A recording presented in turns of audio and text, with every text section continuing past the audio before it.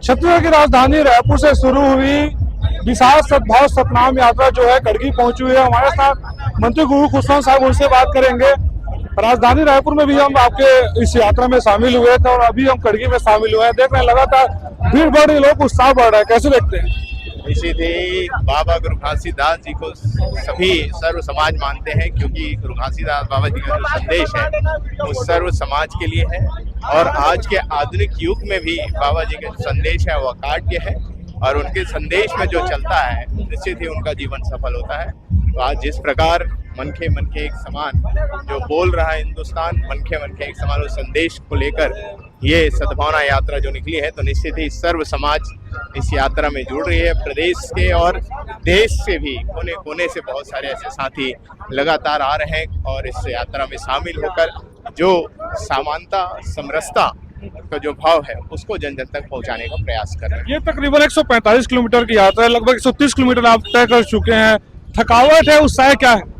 इसलिए बहुत उत्साह है, क्योंकि समाज का सहयोग और पूरे सर्व समाज जो इसमें यात्रा में चल रहे हैं, इन सब के उत्साह को देख के अपने आप उत्साह आ रहा है। और निश्चित ही शारीरिक थकान तो होती है, लेकिन मानसिक जो हम बोले तो निश्चित ही लोगों के उत्साह को देखकर एक अलग उत्साह आ रहा है और वही ताकत है और उसी ताकत के बल पे आज हम चल पा रहे हैं। और निश्चित ही आज हम सब गिरौदपुरी धाम पहुंचेंगे और बाबा गुरु घासीदास जी का आशीर्वाद लेंगे। इस यात्रा की एक अच्छी बात यह रही कि सर्व समाज के लोग शामिल हुए। हम लगातार देख रहे हैं अलग अलग गाँव से, क्या वाकई में जो संदेश देने का प्रयास कर रहे हैं वाकई सफल होते दिखाई दे रहे हैं? निश्चित ही जब शुरुआत हुई थी तो मुझे भी लग रहा था कि सर्व समाज इसमें शामिल हो पाएगा या नहीं हो पाएगा, या किस तरीके से बृहद स्तर से ये सफल होगा कि नहीं होगा। लेकिन जैसा जैसे यात्रा बढ़ती गई वैसे वैसे लोग जुड़ते गए और ये देखने को मिला सर्व समाज के बड़े बड़े जो प्रमुख लोग हैं वो इस यात्रा में शामिल हुए। साथ ही साथ जो रात्रि में हम समरसता भोज करते हैं उसमें समाज के जो उस क्षेत्र के, जैसे हम लवन में रुके, पलावरी में रुके, तो निश्चित उस जगह के जो समाज के प्रमुख गण हैं, किसी भी समाज के जो राज प्रधान होते हैं, कुर्मी समाज में, यादव समाज में जो उनके अध्यक्ष होते हैं, ऐसे सभी समाज के जो प्रमुख लोग आए और एक साथ समरसता भोज हुआ और सभी ने एक साथ संकल्प लिया कि निश्चित ही हम ऐसे ही सद्भाव बना के रखेंगे, एक दूसरे के प्रति प्रेम और विश्वास बना के रखेंगे।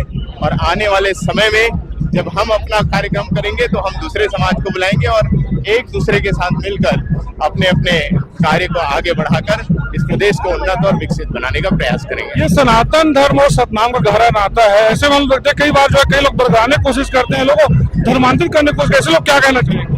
इसीलिए बहुत सारे असामाजिक तत्व हैं जो हमेशा तोड़ने का प्रयास करते हैं, लेकिन वो कितना भी प्रयास करें, हमारा प्राचीन इतिहास है और हमारा इतिहास बहुत मजबूत है, कोई हमें तोड़ नहीं सकता। और ये यात्रा जब निकली है इससे और लोग ज्यादा जुड़ेंगे और मजबूत होंगे और निश्चित ही हमारा भारत देश और सनातन धर्म भी आगे बढ़ेगा। अंतिम सवाल है, सरकार जो धर्मांतर कानून भी लाने वाली है, किस तरीके से सरकार जो धर्मांतर का कानून भी लेने वाली है, आप भी कैबिनेट के हिस्सा है, कैसे देखते हैं?